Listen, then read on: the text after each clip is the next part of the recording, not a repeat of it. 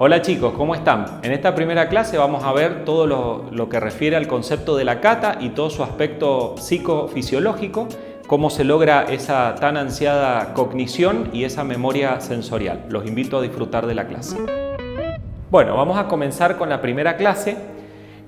Vamos a definir el término de catar. ¿Qué es lo que es catar? Cuando nosotros vamos a realizar una cata, lo que vamos a hacer es, a través de los órganos de los sentidos, que los utilizamos como instrumentos de medición, vamos a hacer un examen de un producto. ¿Sí? Puede ser un producto alimenticio, puede ser cualquier producto que a través de nuestros sentidos realicemos un análisis o una evaluación y que ese resultado luego quede plasmado en una ficha.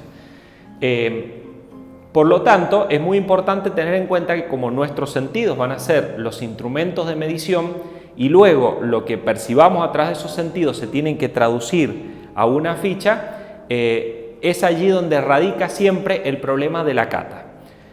¿Por qué? Porque como la cata es realizada por un ser humano, siempre decimos, bueno, si bien es una técnica que no es 100% objetiva, porque está realizada por personas y por seres humanos y siempre puede haber alguna pequeña variación o influencia en eso, recobra validez científica cuando ese resultado es plasmado en una ficha y podemos contar con un panel. Ahí es muy importante que trabaje en conjunto un panel para poder justamente obtener un resultado a través de la estadística lo más objetivo posible. Bien.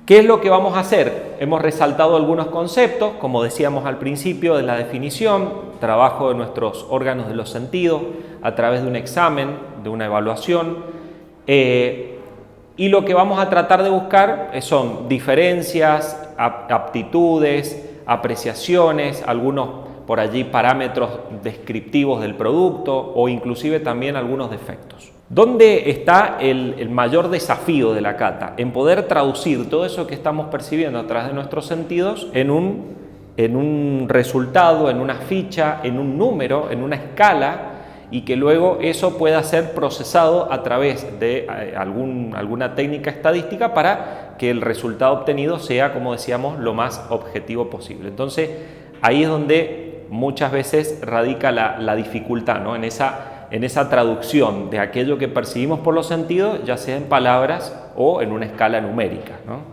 Y muchas veces es importante tener en cuenta que para poder hacer ese tipo de evaluaciones tan técnicas se requieren personas que tengan mínimamente algún grado de preparación o entrenamiento, ¿sí? Es muy difícil establecer en una escala numérica la evaluación de un atributo si no tenemos parámetros previos. Bueno, la cata tiene un aspecto que es psicofisiológico, es decir, que involucra aspectos que tienen que ver con la psiquis y con lo fisiológico, con las dos partes. Y ahí es donde se pone de manifiesto nuevamente este concepto de que muchas veces para lograr la mayor objetividad en una cata tenemos que tener varios resultados, es decir, recolectar de varios panelistas o de varias personas un resultado y luego procesarlo para sacar un dato estadístico lo más cercano posible a esa objetividad y que no esté viciado o distorsionado por alguno de los catadores. Bueno, lo primero que tiene que existir para poder encontrar algo, pongamos el ejemplo del vino en este caso, para poder apreciar algo en el vino, tiene que haber primero un estímulo. Ese estímulo es aquello que va a impactar en el órgano receptor y le va a dar la primera señal. Luego, ese estímulo se va a transformar en una sensación cuando es recibido, ¿sí? por ese órgano de los sentidos y transformado en una por ejemplo, sensación visual, en una sensación olfativa, en una sensación gustativa, para luego ser procesada por nuestro cerebro. Los estímulos va a ser la recepción de la información, simplemente es eso, llega información a alguno de los órganos o terminales nerviosas que tenemos para captar las descripciones sensoriales, y luego va a ser traducido y va a ser enviada esa información al cerebro, transformándose realmente en una sensación. Allí, por ejemplo, tenemos estímulos como pueden ser la luz, como puede ser el sonido, como puede ser un olor, como puede ser el gusto, la temperatura, la presión. Esos son estímulos. Por ejemplo, en la expresión de un vino decimos, bueno, visual, aromática, gustativa, que se puede medir en intensidad y complejidad, lo que decíamos, tener que traducir todo esto después una escala numérica.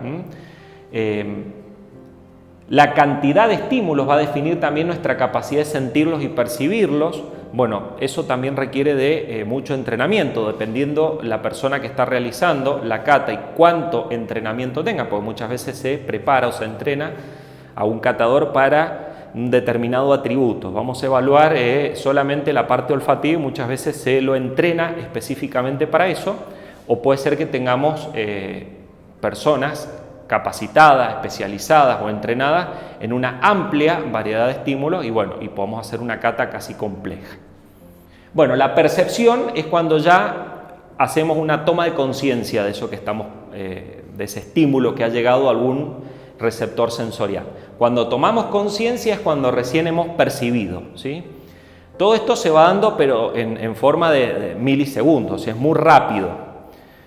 Luego de la percepción vamos a pasar a la memoria. La memoria es cuando esa percepción queda guardada, ¿no? Queda grabada. Es muy importante esto porque justamente a través de esa memoria, llamada también muchas veces, lo usamos mucho con el tema del olfato, se le llama memoria olfativa, es decir, que si yo previamente he podido oler y reconocer un determinado aroma, luego lo voy a poder reconocer a futuro en otra muestra. Pero si no lo tengo reconocido y guardado en esa base de datos, bueno, va a ser difícil que pueda encontrar e identificar un aroma determinado. Si se conoce la sensación, dice, se produce la interpretación. La sensación es inconsciente y solo la percepción es consciente, ¿sí? Hacer consciente lo que estamos percibiendo. Bueno, hay que tener en cuenta que muchas veces hay interacción entre los estímulos. Se generan por allí algunas interacciones que en algunos casos van a ser de sinergia, es decir, que pueden potenciarse unos a otros, o puede ser que alguna interacción entre estos estímulos sea antagónica o se enmascaren, es decir, que un estímulo reduce al otro. Eso lo vemos muchas veces. Pues siempre decimos, cuando nosotros probamos una muestra de vino, estamos probando un conjunto de estímulos, o sea, son muchos los estímulos que estamos percibiendo. Entonces a veces hay que tener en cuenta que esos estímulos interactúan entre sí, por ahí no es lo mismo entrenarse con una esencia aromática pura y única a tratar de encontrar ese aroma dentro de una muestra de vino en donde está combinado con otras sustancias aromáticas que pueden interactuar entre sí y ya sea o bajar la percepción de ese aroma determinado o por allí aumentarlo o potenciarlo. Por ejemplo, hay estímulos antagónicos como pueden ser el caso típico del dulce amargo, es decir, nosotros cuando vamos a consumir algo que es muy amargo, para no percibir ese amargo le ponemos dulce. Entonces lo que hace ese dulzor es, por un antagonismo que tiene, disminuir o atenuar las sensaciones de amargor. Un concepto que aparece mucho en el análisis sensorial en la cata es el tema de los umbrales, un concepto que por ahí es difícil de entender, pero es muy sencillo. Vamos a tratar de desmenuzarlo, de definirlo. Cuando nosotros encontramos o detectamos, lo vamos a poner con el ejemplo de la parte aromática que es más sencillo explicarlo. Cuando nosotros detectamos un aroma y lo identificamos, es porque hay una sustancia química en el vino que está presente en una concentración determinada que llega a nuestro bulbo olfatorio y nosotros la podemos reconocer.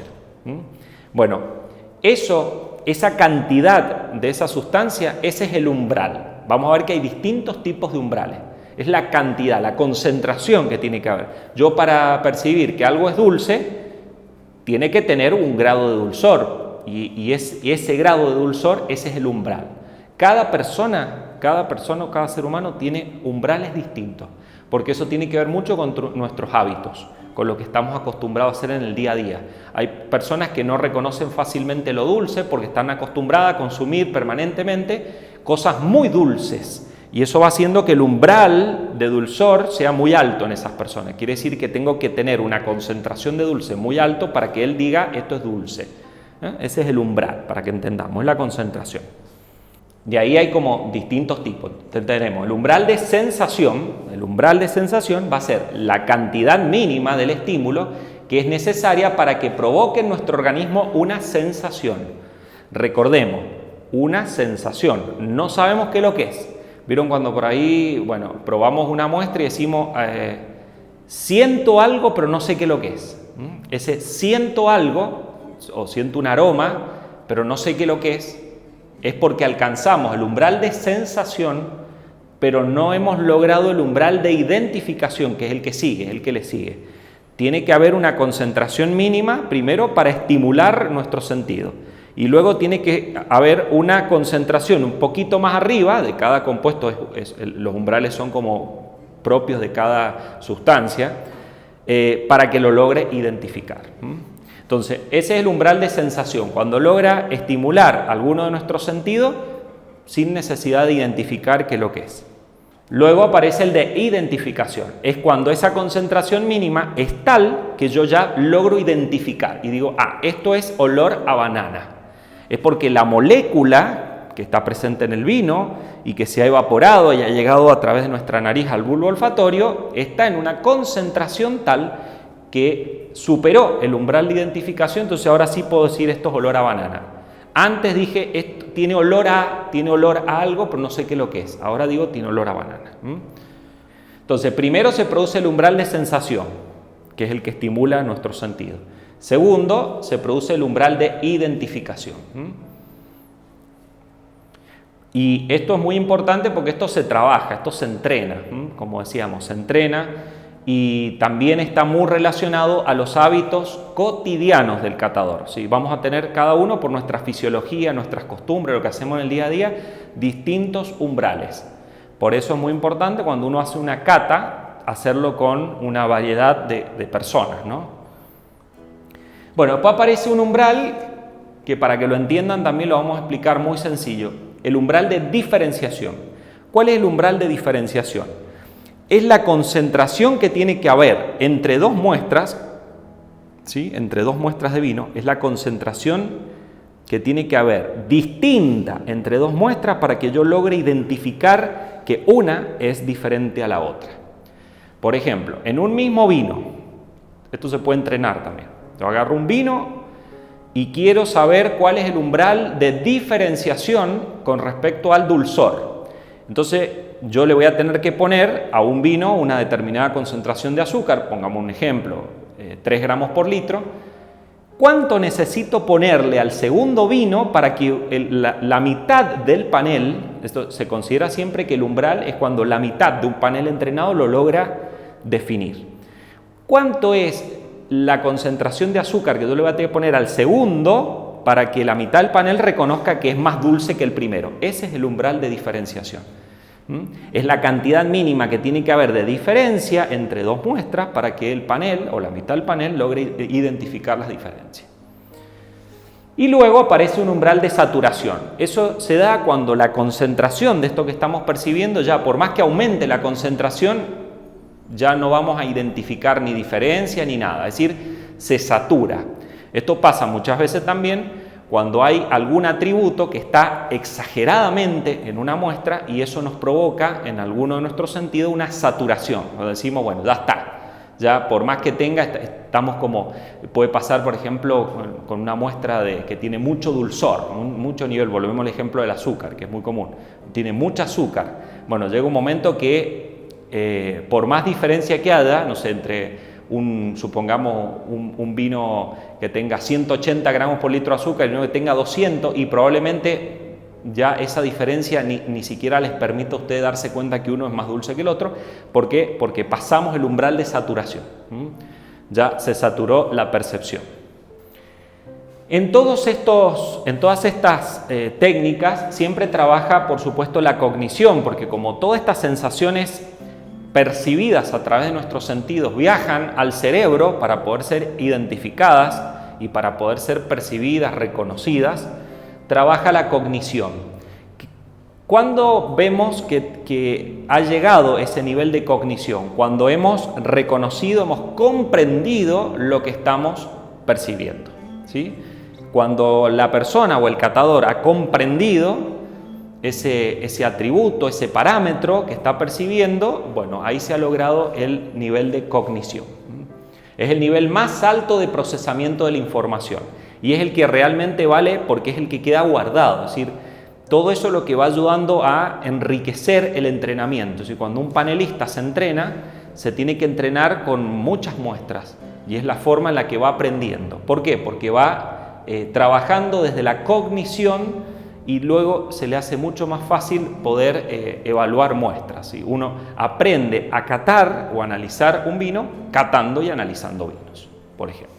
Algunos conceptos que aparecen dentro de este aspecto psicofisiológico que tiene la cata, un concepto muy común que vamos a escuchar que es el flavor. ¿Qué es lo que es el flavor? Es una combinación compleja de sensaciones, tanto gustativas como táctiles y olfativas. Es decir, en general trabajan las tres partes. El flavor recién se va a poder determinar cuando pongamos el vino en boca, ¿sí? Cuando ponemos el vino en boca, en donde ahí participa el olfato, recordemos el olfato en la boca participa por vía retronasal, el gusto propiamente porque por la superficie de la lengua captamos los diferentes gustos y algunas sensaciones trigeminales. Bueno, todo eso genera el concepto de flavor. Por ejemplo, astringente, ardiente, picante, refrescante, metálico, algunos conceptos que están muy relacionados al flavor. Bueno, ahí tenemos un poco todo el camino que tiene que recorrer un estímulo para poder ser reconocido y guardado en la memoria, en la base de datos. Todo eso recordemos que se da en milisegundos, es muy rápido todo ese camino. ¿Cuáles son los momentos sensoriales en una cata? Bueno, el primero es la observación, ¿sí? Los estímulos son recibidos por los sentidos recogidos por las terminales nerviosas. La observación es como el primer impacto, es de observación. El segundo va a ser la descripción. Es cuando esas percepciones recibidas mediante alguno de nuestros sentidos se expresan de forma clara y concreta. En general es cuando ya adopta un vocabulario preciso y específico, es cuando ya lo traducimos, lo pasamos a una ficha de cata, ya sea por escrito en una descripción o muchas veces también en una escala numérica que evalúa las intensidades. El tercero es la comparación, que permite percepciones sobre la base de testimonios que se recuerdan. Cuando nosotros evaluamos, inconscientemente muchas veces a la hora de poner un puntaje en un vino lo hacemos por comparación, ¿sí? Porque ya tenemos en esa base de datos guardada previa una experiencia de aprendizaje en donde trabajó esa cognición que decíamos, dejamos guardado un montón de información y que luego por comparación vamos a poder utilizar para las siguientes muestras o casos o eventos de análisis sensorial. Se trabaja mucho el tema de la comparación. Es muy difícil sentarse, yo les pongo a ustedes alguna vez una muestra o que es la primera vez que se van a sentar a evaluar una muestra y les digo, a ver, evaluemos la intensidad del color en este vino, de 0 a 10. Es la primera vez, si ustedes no tienen una base de datos de referencia, es muy difícil. O evalúen la intensidad aromática de un vino. Si nunca han probado vino, nunca se han entrenado, se han puesto a medir, ¿no?, esas intensidades y tener guardado algo de información, muy difícilmente puedan dar en la primera impresión una evaluación o un rango numérico. Eso es porque trabaja mucho el tema de la comparación. Y por último, el juicio. El juicio es cuando ya tomamos la decisión y ponemos o le otorgamos ya sea un valor en una escala numérica, en una ficha de cata, o una descripción de acuerdo a los objetivos que tenga esa cata. Bueno, es muy importante el tema de esa cultura, en el caso del vino, la cultura del vino, si vamos a formar parte de lo que es un panel de cata o vamos a hacer un análisis sensorial que queremos que sea técnico, ¿no? Los hábitos de la memoria se crean a fuerza de catar, esto que decíamos, ¿no? Tenemos que entrenarlo. ¿Y cómo lo entrenamos? Haciendo el ejercicio, ¿no? Probando y probando, por eso se va quedando guardado en la base de datos. Pero no probar porque sí, es probar y que se produzca todo ese paso que vimos recién, que llegue al momento de la cognición, en donde yo estoy tomando conciencia de lo que estoy haciendo. Si hago una evaluación, estoy probando una muestra y eso está quedando guardado, ¿no? Lo estamos haciendo consciente. Fíjense lo que está resaltado, dice, se dice que la cultura del vino es lo que queda al catador cuando ya ha escupido muchos vinos, ¿no? Es la única forma de entrenarse. Bueno, luego todo esto hay fichas para poder lograr todas estas catas o estas evaluaciones, hay fichas y hay un vocabulario de cata con el que hay que entrenarse, con el que hay que ponerse como cuando aprendemos un idioma nuevo. Hay que trabajar con un vocabulario que son palabras específicas que describen atributos de una muestra, y que eso se plasman en una ficha que tiene todo un orden. Y muchas veces, inclusive cada concurso usa fichas distintas. Hay que ponerse si es la primera vez que vamos a hacer una evaluación en un concurso, es ponerse un ratito antes a ver cómo es la ficha, qué se evalúa en cada uno de los atributos, como para tener noción, porque a veces en cada concurso hay fichas diferentes. Es muy importante esto porque va a ser el documento, la ficha, el documento que va a recolectar la información que hemos traducido de los sentidos de la muestra, y muchas veces eso se recolecta todos esos datos, luego se procesa y por alguna técnica estadística se saca un resultado, ya sea para una premiación, para una descripción, lo que sea. Bueno, dentro de esas fichas de cata pueden haber dos grandes grupos, las descriptivas y las de clasificación y apreciación.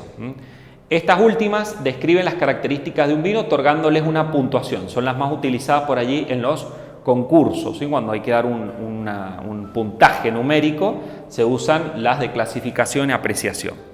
Las descriptivas simplemente son fichas que muchas veces se utilizan para describir, como lo dice, para analizar, para poder cuantificar atributos específicos sin tener en cuenta una numeración o un puntaje total. Al final, una lista de los principales cepajes que tenemos aquí en nuestro país. Bueno, el Chardonnay, dentro de las uvas blancas, el Chardonnay de origen francés, de la zona de la Borgoña, es una variedad blanca muy difundida en todo el mundo y que en Argentina se ha adaptado muy bien a diferentes tipos de suelos, de clima. Además, una variedad muy noble que permite elaborar diferentes tipos de vinos bases de espumante, vinos jóvenes aromáticos, vinos que van a ir a una crianza, vinos de corte. Bueno, realmente da excelentes vinos y una variedad muy difundida en el mundo. Sauvignon Blanc, otra de las variedades blancas también, muy típica y muy reconocida en el mundo. Otra que proviene de la zona de Francia, en este caso de la zona de Burdeos, y que se adaptan muy bien a las zonas más frescas, por allí si hay influencia marítima. De hecho, en el mundo los Sauvignon Blanc emblemáticos o típicos del mundo son los de Nueva Zelanda. Nosotros en Argentina también tenemos Sauvignon Blanc con diferentes perfiles y diferentes estilos, depende de la zona donde se cultiva, si es en zona más continental o más cerca de la cordillera, sin influencia marítima. Tienen características, por supuesto, muy diferentes a lo que vamos a encontrar en los Sauvignon Blanc costeros o que tienen influencia del mar. Pero también es otra variedad que se adapta bien, es una variedad aromática que tiene muchos descriptores aromáticos propios, específicos, aromas primarios, y que es ideal por allí para vinos jóvenes, frescos, aromáticos, que siempre se reflejan por tener muy buena acidez, pero también hay estilos de Sauvignon Blanc con crianza en barrica, como son los Sauvignon Blanc Fumé. Bueno, dentro de las tintas, el Malbec, si bien originario también de Francia, para nosotros nuestra variedad emblemática, que encontró en Argentina como el lugar en donde mejor ha expresado esas cualidades. En diferentes regiones dentro de Argentina que se ha cultivado el Malbec, es una variedad que se adapta porque es una variedad de ciclo medio, se adapta a las zonas más frías, se adapta a las zonas más cálidas, se adapta a las zonas más cerca del mar, se adapta a las zonas más continentales. La verdad que es una variedad que también da excelentes resultados, distintos por supuesto, con distintos estilos de vino, pero que permite trabajarla desde un base de espumante a un vino tinto joven, a un rosado, a un vino de crianza y en los grandes cortes de los grandes vinos de las bodegas, por supuesto tenemos esta variedad. Bueno, Carmener, nosotros no tenemos aquí mucho Carmener, también originario de la zona de Burdeos en Francia, es una de las variedades emblemáticas de Chile, muy cultivado también en Chile, de la familia de los Cabernet. También da excelentes vinos tintos, que por allí tienen como característica esos aromas primarios propios de la variedad de la familia de los Cabernet, como pueden ser las piracinas, que tienen ese perfil del pimiento, pimiento verde, pimiento rojo. Es un poco más suave o más amable, o tiene taninos un poco más amable que el Cabernet Sauvignon.